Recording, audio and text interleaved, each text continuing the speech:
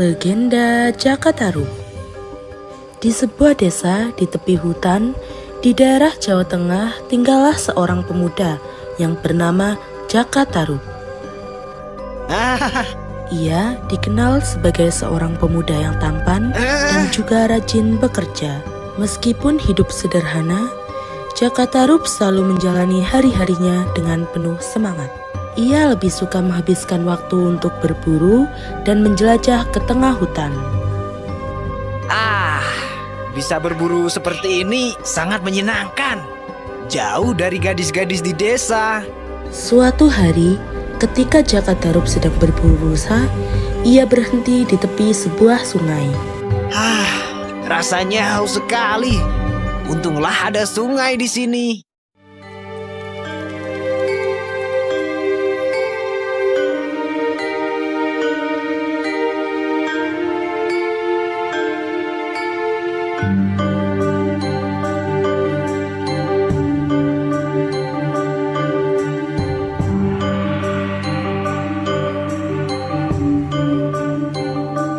Hari berganti hari, Nawang Wulan yang telah hidup bersama Jakatarup, kian hari dia kian rindu akan keberadaan kayangan. Dalam benak Nawang Wulan, bayangan keenam saudaranya selalu terbayang.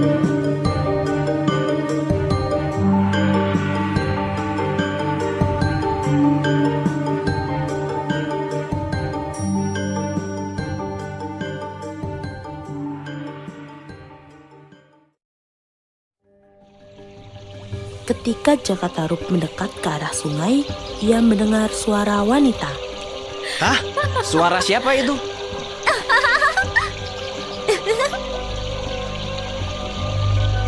Sambil mengendap-endap, ia menyusuri sungai dan mencari sumber suara tersebut.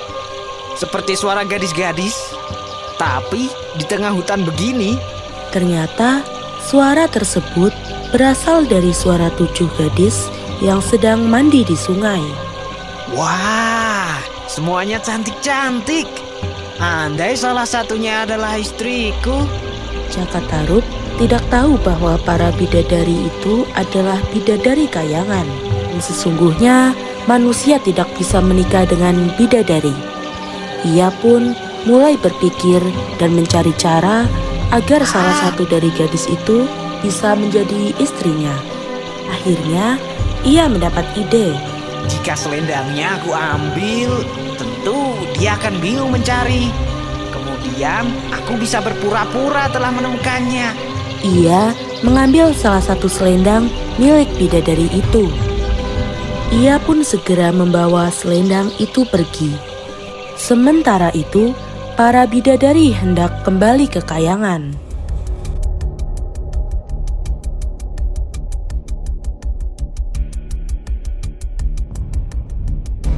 Ada apa, Nawang Wulan? Selendangku tidak ada. Tadi aku meletakkannya di atas batu bersama selendang kalian. Tanpa selendang, bagaimana aku bisa terbang dan kembali ke kahyangan? Oh tidak, matahari sudah hampir terbenam. Kita harus bergegas kembali ke kahyangan. Maafkan kami, Nawang Wulan, tapi kami harus kembali ke kahyangan. Teman-teman, jangan tinggalkan aku. Selamat tinggal, Nawang Wulan. Jaga dirimu baik-baik, Nawang Wulan. Para bidadari bergegas meninggalkan Nawang Wulan seorang diri. Nawang Wulan pun tampak sedih. Ia jadi tidak bisa kembali ke kayangan karena selendangnya yang hilang. Oleh karena bingung, ia pun menyusuri jalan setapak hingga ia tiba di rumah Jakatarup. Itu adalah salah satu gadis dari sungai tadi. Dia pasti sedang mencari selendangnya. Kesempatanku untuk berpura-pura menolongnya. Selamat sore, gadis cantik. Kau nampak kebingungan. Ada yang bisa aku bantu? Oh, wahai pemuda, namaku Nawang Wulan. Aku sebenarnya bidadari kahyangan. Namun, aku kehilangan selendangku, sehingga aku tidak bisa kembali ke kahyangan. Jaka Tarub terkejut, Ah! tidak menyangka bahwa gadis itu adalah bidadari. Apa? Gadis ini bidadari. Kalau begitu, selendangnya tidak akan aku kembalikan. Supaya dia tidak bisa kembali ke kayangan. Namaku Jaka Tarub. Sungguh malang nasibmu. Daripada kau bingung mencari selendangmu, tinggallah di sini bersamaku. Baiklah Jaka, terima kasih. Kau sungguh baik hati. Nawang Wulan pun akhirnya tinggal bersama Jaka Tarub dan menjadi istrinya. Walaupun nampak bahagia, ada sesuatu yang mengganjal di pikiran Jaka Tarub, yakni persediaan padinya yang hampir selalu memenuhi lumbungnya. Padi-padi ini seperti tidak berkurang. Aneh sekali. Hingga suatu hari, Suamiku, aku akan pergi mencuci di sungai sebentar. Oh iya, jangan sekali-sekali kau buka, tutup kukusan nasi yang sedang kumasak ya. Baiklah. sepeninggal Nawang Wulan, Jaka Tarub menuju ke dapur.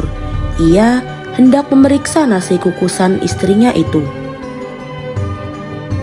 Sebenarnya, apa isi kukusan ini? Kenapa dia selalu melarangku untuk melihatnya? Karena penasaran, ia membuka tutup kukusan nasi.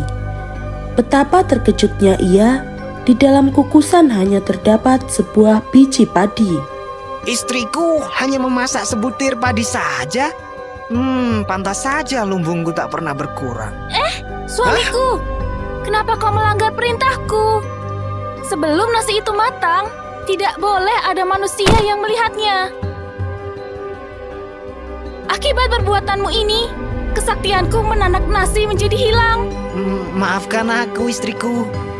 Karena kesaktiannya telah hilang, kini Nawang Wulan harus benar-benar menumbuk padi sebelum dimasak. Aku capek sekali. Seandainya saja aku masih memiliki kesaktian. Sejak saat itu, padi di lumbung mulai berkurang hingga hampir habis. Suatu pagi, ketika Nawang Wulan hendak mengambil padi di lumbung, pandangannya tertuju pada sesuatu yang tak asing baginya.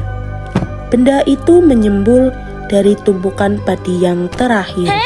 Betapa terkejutnya ia, ternyata itu adalah selendang yang selama ini ia cari. Ternyata selama ini suamiku yang menyembunyikan selendangku. Tega sekali dia. Ia pun segera menemui suaminya. Jaka Tarub, ternyata selama ini kau telah membohongiku. Sungguh tega. Aku akan kembali ke kahyangan. Tunggu. Jangan pergi.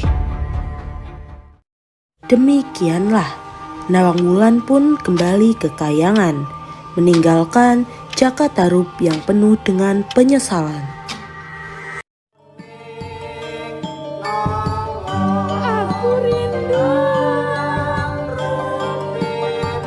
ayah ibuku, saudara-saudaraku, dewaku. Aku rindu.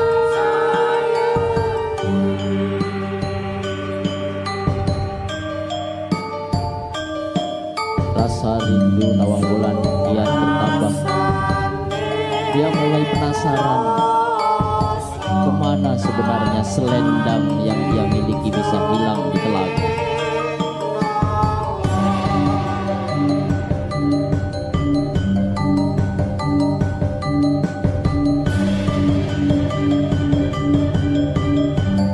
Hingga akhirnya cinta yang penuh dengan dusta Jaka Tarub pun terbuang. Selendang Nawang Wulan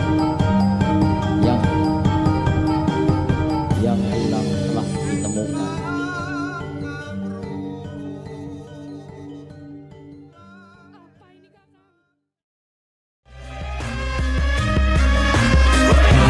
Wiwis kondang kaloka waroke saking Ponorogo andhap asor bahwa seliro tansah manunggaling rasa waroke